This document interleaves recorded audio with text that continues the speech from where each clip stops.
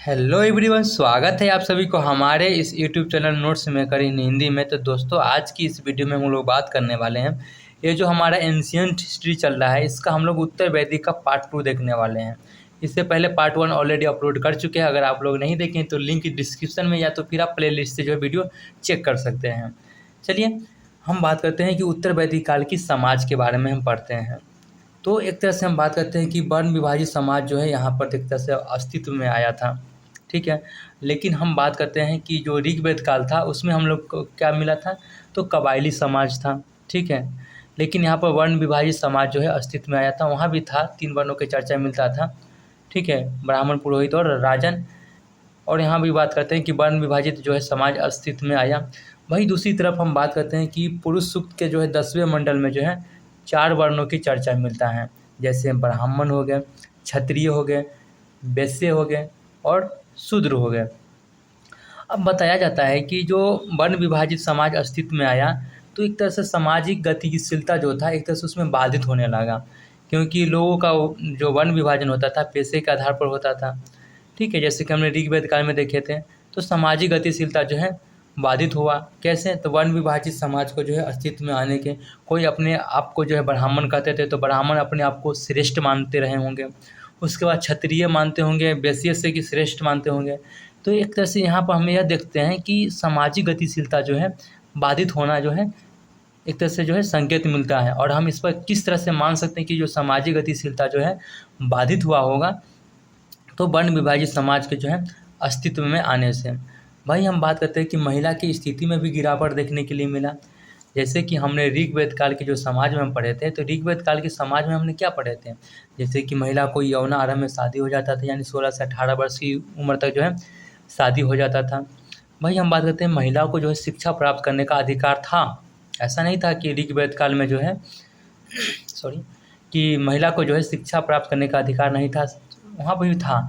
लेकिन महिलाओं को जो है ऋग्वेद काल में क्या था कि आप सभा में भी बैठ सकते थे, समिति में भी बैठ सकते थे, यज्ञ में भी बैठ सकते थे, लेकिन उत्तर वैदिक काल में जो है नहीं बैठ सकते थे। इसमें एक तरह से जो है गतिशीलता में जो है बाधा देखने के लिए मिला। तो हम यही तो बता रहे हैं ना कि सामाजिक गतिशीलता बाधित हुआ। तो इसी आधार पर हम मान सकते हैं कि महिला की भी जो है शोषण होना यहाँ शुरू हो गया था। वही बात करते हैं कि परिवार की जो मुखिया का जो स्थिति होता था बहुत मजबूत होता था। हमने ऋग्वेद काल में भी देखे थे, वहाँ भी जो परिवार की जो मुखिया जो होता था वो काफ़ी ज़्यादा जो है उनकी जो स्थिति जो होती थी मजबूत होता था। अब हम बात करते हैं कि यहाँ पर एक नई चीज़ देखने के लिए मिलता है, गोत्र की अवधारणा जो है विकसित हुआ। क्या हुआ? गोत्र की जो है अवधारणा जो है विकसित हुआ। वही दूसरी तरफ हम बात करते हैं कि उत्तर वैदिक काल में ही हम बात करते हैं कि आश्रम व्यवस्था का जो है शुरुआत हुआ।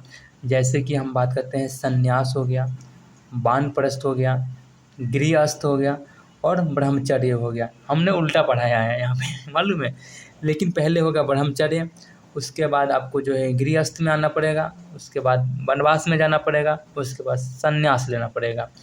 तो इस तरह से जो है देखने के लिए मिलता है कि उत्तर वैदिक काल में ही जो है आश्रम व्यवस्था का शुरुआत हुआ था। इसको आपको ध्यान रखना पड़ेगा। ठीक है, अब हम बात करते हैं कि उत्तर वैदिक काल के जो है धर्म के क्या था स्वरूप, इसमें हम बात करते हैं। तो प्राकृतिक दैवीकरण के साथ साथ जो है पुरुष भाव की जो है प्रधानता देखने के लिए मिलता है। हालांकि हमें जो है ऋग्वेद काल के जब हम धर्म के बारे में पढ़े थे, तो वहाँ पर केवल जो है हमें प्रकृति दैवीकरण मिलता था, पुरुष भाव की जो है प्रधानता देखने के लिए नहीं मिला था।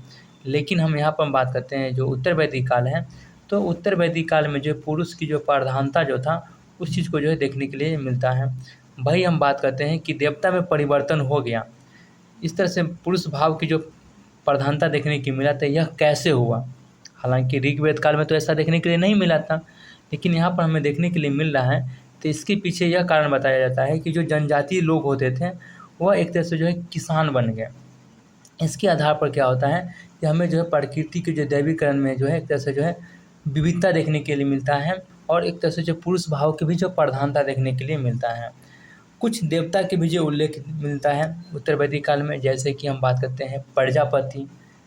ठीक है, वहाँ पर जो है ऋग्वेद काल में जो प्राकृतिक दैवीकरण में इंद्र, वरुण, सोम, इन सभी चीज़ों के बारे में हम लोग देखे थे। लेकिन यहाँ पर जो कुछ देवता के उल्लेख मिलता है, जैसे कि हम बात करते हैं प्रजापति। प्रजापति को क्या बताया गया है? सृष्टि का जो है सृजनकर्ता कहा गया है। वही हम बात करते हैं विष्णु हो गए, तो विष्णु को जो है पालनहार कहा गया है सृष्टि का। जब हम गुप्त वंश पढ़ेंगे वहाँ भी हम बात करते हैं सृष्टि का जो चक्रित अवधारणा जो है हमें पढ़ने के लिए मिलेगा। उसमें ब्राह्मण, विष्णु और महेश का उल्लेख किया गया है। और हम लिंक करते हैं, एक दूसरे से लिंक करते हैं, क्योंकि अब हम यूपीएससी की तैयारी कर रहे हैं और यूपीएससी के पीटी मेंस दोनों का हम देख रहे हैं, तो एक दूसरे से लिंक करना पड़ेगा। तो उत्तर वैदिक काल के जब हम धर्म में पढ़ रहे थे तो वहाँ पर हमें क्या मिला है कि वहाँ भी जो है सृष्टि का जो है चक्रित अवधारणा जो है हमें देखने के लिए मिलता था। जैसे ब्राह्मण हो गए, विष्णु हो गए और महेश हो गए। ब्राह्मण को उसमें क्या बताया गया था, सृष्टि का जो है क्या कहते हैं सृजनकर्ता बताया गया है। वही ब्राह्मण हो गए। विष्णु को जो है सृष्टि का जो है पालनहार कहा गया था, जो कि यहाँ भी कहा गया है। लेकिन वहाँ पर जो है महेश का भी उल्लेख देखने के लिए मिलता है और महेश को जो है सृष्टि का जो है विनाशक बताया गया है। लेकिन यहाँ जो है उत्तर वैदिक काल में जो है महेश का जो है जिक्र नहीं है। तो आपको इस चीज़ को ध्यान रखना है कि हमें देवता में दो ही देवता देखने के लिए मिल रहा है, प्रजापति और विष्णु। कुछ देवियों के भी उल्लेख मिलता है, जैसे कि हम बात करते हैं अग्नि की देवता को जो है अग्नेय कहा गया है, अग्नेय कहा गया है। वही हम बात करते हैं इंद्र की जो है पत्नी को जो है अग्नि की पत्नी को जो है अग्नेय कहा गया है और इंद्र की पत्नी को जो है इंद्राणी कहा गया। तो कुछ देवता के भी जो उल्लेख मिलता है, तो हम एक तरह से फिर हम लिंक करना चाहते हैं ऋग्वेद काल में भी जो देवता का जो है उल्लेख मिला था, जैसे निशा हो गए, अरनई हो गए, रात्रि हो गए, उषा हो गए। तो वहाँ भी हमें जो है देखने के लिए मिला है और हम पढ़ा चुके हैं। यहाँ भी हम बात करते हैं बहुदेववादी धर्म देखने के लिए मिलता है, जैसे कि हम बात करते हैं प्रजापति हो गए, विष्णु हो गए, प्रकृति देवीकरण भी था, उसके साथ साथ मानववादी भी था। तो हमें यहाँ बहुवादी धर्म देखने के लिए मिल रहा है। ठीक है, धर्म की हम बात करते हैं तो भौतिक सुख संपत्ति से जो प्राप्ति करने के लिए होता था, जैसे कि धर्म में यह जो है उल्लेख किया जाता था पुत्र के जो है बारे में, मतलब उल्लेख किया जाता था कि हमें आने वाले जनरेशन में पुत्र को जो है काफ़ी ज़्यादा महत्व दिया जाता था। तो इसके लिए जो प्रार्थना वगैरह भी किया जाता था, जबकि हम पुत्री को जो है काफ़ी ज़्यादा जो है हतोत्साहित किया जाता था। तो इन सभी चीज़ों के जो देखने के लिए मिलता है। तो एक तरह से यह नहीं लग रहा है कि भौतिक सुख संपत्ति से जो है उल्लेख मिल रहा है। बात करते हैं धर्म जो है एक तरह से जो है मानववादी ही रहा था। ठीक है, धर्म के रूप में जो है मानववादी के जो है स्वरूप मिलता है। लेकिन क्या हुआ कि जो उत्तर वैदिक काल में था कर्म कांड जो होता था एक तरह से जो है प्रधान बन गया था। हालांकि ऋग्वेद काल में जो है कर्म कांड के बारे में जिक्र नहीं था, लेकिन यहाँ पर हम बात करते हैं जो कर्म कांड था एक तरह से जो है प्रधान हो गया।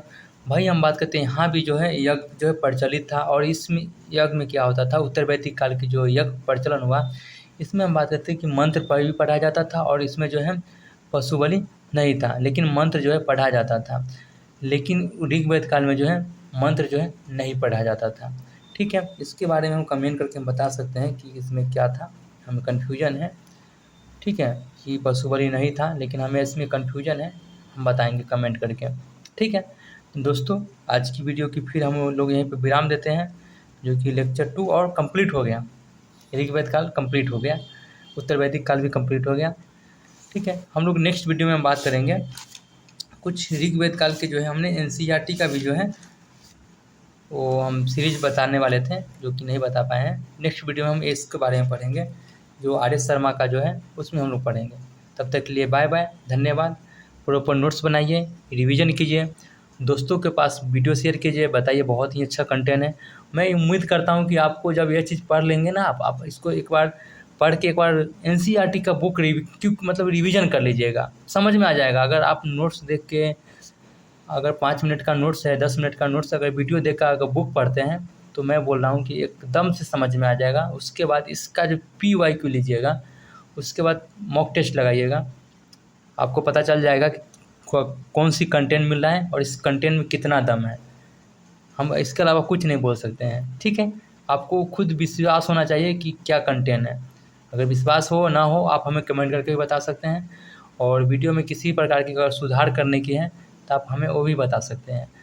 तब तक के लिए बाय बाय, धन्यवाद। प्रॉपर नोट्स बनाइए, रिवीजन कीजिए, मन लगा के पढ़िए। फिर हम लोग मिलते हैं नेक्स्ट वीडियो में। धन्यवाद।